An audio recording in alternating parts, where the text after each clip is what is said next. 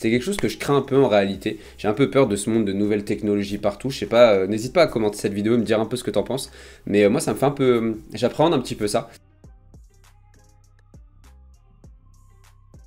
5 secteurs qui recruteront d'ici 2030 et qui recrutent déjà aujourd'hui pour certains. Bienvenue dans cette vidéo, moi c'est Nicolas Dezeuvre et depuis 2019 j'accompagne les candidats à trouver une alternance, un stage ou un emploi le plus vite possible.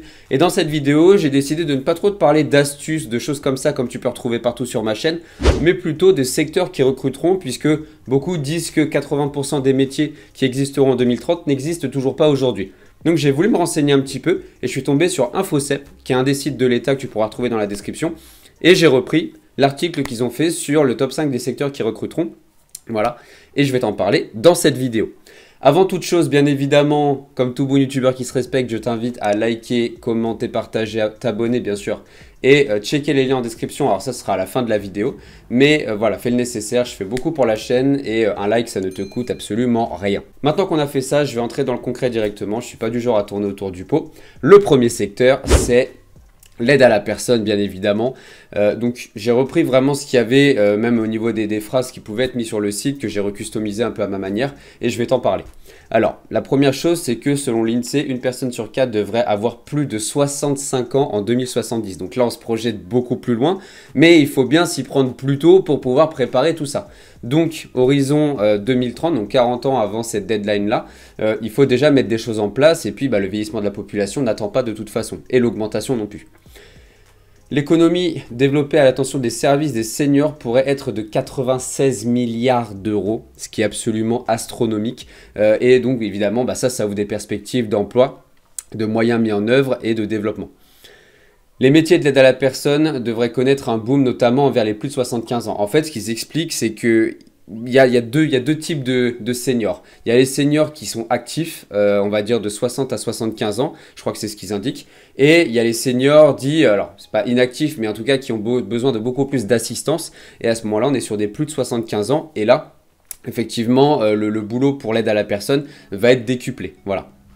France Stratégie, qui est une sorte de cabinet, estime l'augmentation du nombre de postes en centaines de milliers. Et ça, c'est pas d'ici 2070, c'est d'ici 2030. Hein. Donc d'ici, là on est en 2022 quand je tourne cette vidéo, d'ici 8 ans, le nombre de postes en centaines de milliers. Et bien évidemment, on anticipe aussi d'autres crises, épidémies. Mais ça, on va en parler dans un autre point justement, qui est juste après.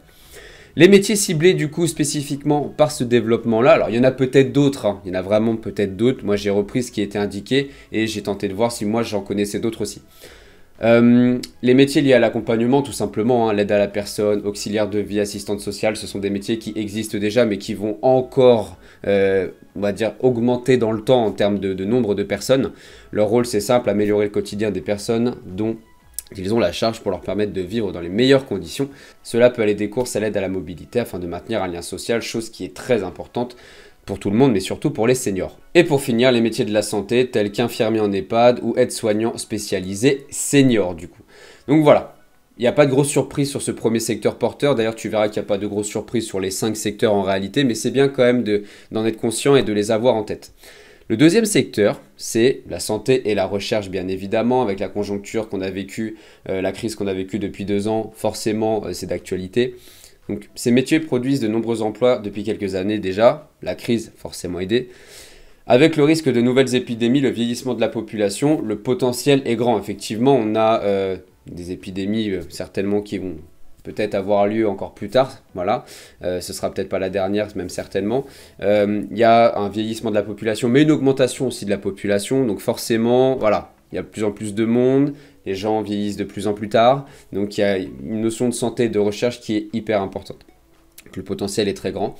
Il y a aussi une chose dans ce métier-là, et on va en parler un peu plus tard, parce que c'est un sujet à lui tout seul, les nouvelles technologies permettent aussi d'envisager de nouveaux emplois dans l'e-santé. Ça touche... Les nouvelles technologies touchent tous les domaines. Je pense notamment par exemple aux jeux vidéo. Il y a ce qu'on appelle l'e-sport aujourd'hui, c'est le sport sur console. La santé, il y a l'e-santé. Voilà, il y a plein de choses comme ça qui se développent.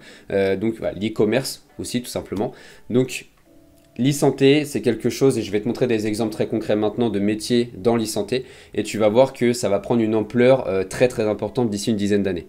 Donc les métiers ciblés par ce développement, donc des métiers existants, tels que laborantin, métier en tout cas que j'avais jamais entendu, pharmacien, sage-femme, ils connaissent une pénurie de talents mise en lumière par la crise sanitaire. Une bataille est entamée pour améliorer leur reconnaissance et conditions de travail et ainsi repenser ce secteur. Alors ça, c'est loin d'être gagné, on l'a bien vu, mais en tout cas, il y a des choses qui sont en cours là-dessus. Et les métiers à créer tels que analyse de données humaines, téléchirurgien, modérateur de données de santé qui sont directement issus de l'application des nouvelles technologies en santé. Donc ça, ce sont vraiment des métiers qui aujourd'hui ne sont pas connus du tout et qui vont forcément d'ici 2030 connaître un essor assez énorme, je pense, notamment dû, comme on vient de le voir, aux nouvelles technologies et aux besoins en termes de santé et de recherche. Voilà, donc ça c'est le deuxième secteur, pas de grosse surprise non plus. Le troisième, toujours pas de grosse surprise, puisque c'est l'environnement. La lutte contre le réchauffement climatique devrait créer 24 millions d'emplois dans le monde, ce qui est absolument monstrueux. C'est presque un tiers de la population française, elle toute seule. Ensuite, l'agence de la transition écologique ADEME prévoit 400 000 postes liés à la transition écologique. Donc ça, c'est juste en France. Là, les 24 millions, c'est pour le monde. Les 400 000, c'est juste en France. Liés à la transition écologique. Donc c'est absolument pharaonique d'ici 2030. Un programme national de formation au métier de l'économie circulaire est en création, il est même déjà en cours de développement, je crois. Donc comme quoi il y a vraiment un axe qui est pris à ce niveau-là, qui est totalement logique, sur la partie formation au métier de l'économie circulaire, très très important. En termes de métier, ici, alors il y a des choses qui sont déjà connues et des choses qui sont méconnues. Les métiers méconnus, notamment sur la partie eau, notamment InfoCep, donc le site que j'ai utilisé pour trouver toutes ces informations-là et me renseigner, parle beaucoup de l'eau en termes d'environnement. Donc les métiers méconnus de l'eau en termes tels qu'agent de qualité de l'eau, technicien de station d'épuration ou hydrobiologiste. Voilà, donc, certains sont connus, d'autres sont moins connus. Et il y a aussi des métiers liés au climat comme conseiller en traitement des déchets, ingénieur environnement et risques industriels, chef de projet éolien. Donc ça, il y a des choses qui sont assez novatrices quand même, mais globalement, cette deuxième partie des métiers est quand même plus connue que la première en tout cas. Voilà, voilà pour la partie environnement. Donc il y a de l'eau, de l'éolien, il y a plein de choses, mais c'est sûr que l'environnement, bien évidemment, est un enjeu majeur, et pas que pour la France, pour le monde entier. Et j'allais oublier les métiers liés à l'entretien des matériaux électriques, comme les voitures vertes. Bien évidemment, on parle de plus en plus d'électrique, donc là on voit qu'on a vraiment tout, tout ce qui est eau, tout ce qui est air, on va dire ça comme ça, et puis tout ce qui tourne autour de l'électricité aussi. Voilà. Quatrième secteur, les nouvelles technologies. Ici, pas de surprise, j'en ai parlé tout à l'heure. Et deux statistiques aussi qui sont assez intéressantes à découvrir. Je vais t'en parler juste maintenant. Selon Dell et l'Institut du Futur, 85% des métiers de 2030 n'existent pas encore aujourd'hui. Et là, on ne parle pas que des nouvelles technologies, on parle dans la globalité.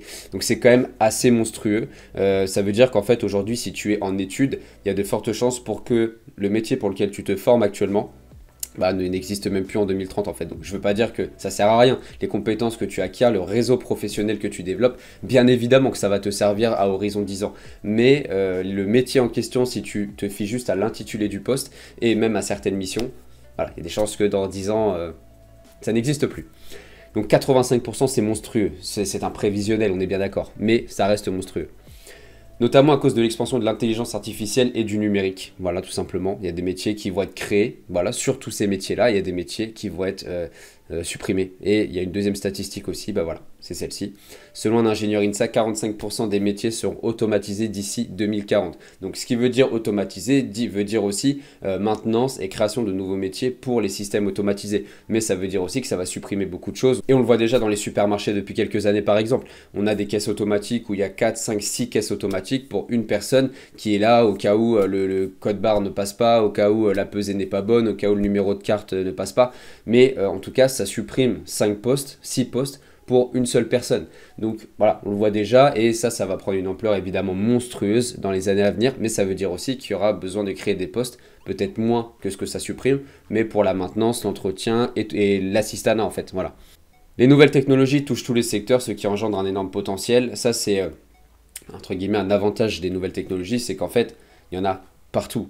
Et même dans les 3 points vus précédemment et dans celui qu'on va voir juste après, le 5e, les nouvelles technologies sont absolument partout. Voilà, donc ça c'est clair que ça laisse un potentiel de développement qui est absolument monstrueux.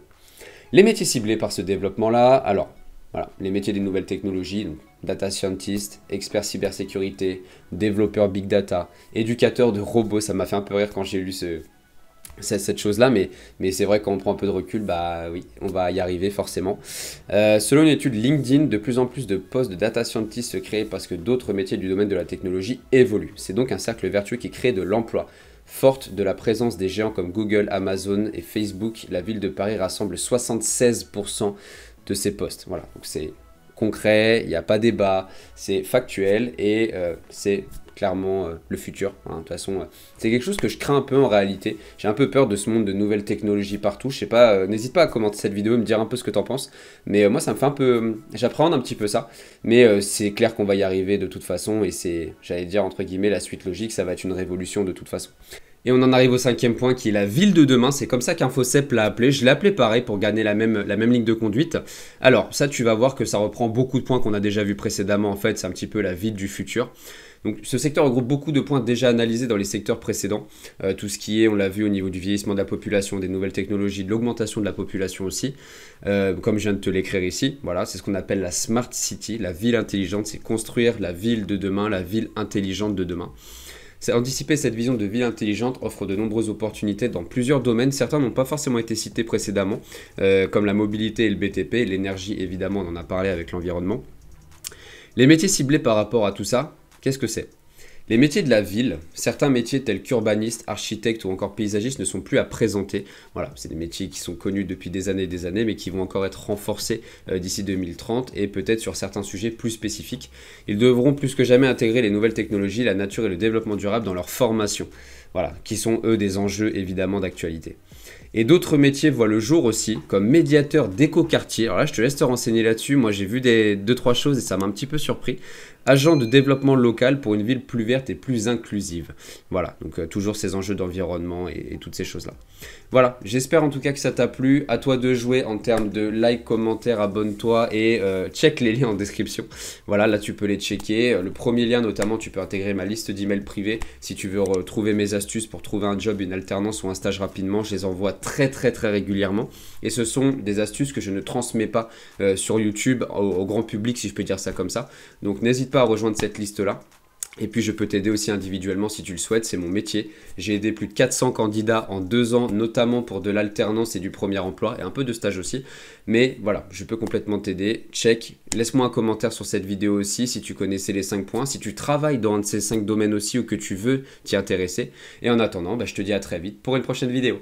Ciao! Si cette vidéo t'a plu, n'hésite pas à la liker, la partager, la commenter. Tu as aussi tous les liens dans ma description auxquels tu peux accéder dès maintenant. N'hésite pas à me suivre aussi sur mes réseaux sociaux. Et en attendant, je te dis à très vite pour une prochaine vidéo. Ciao!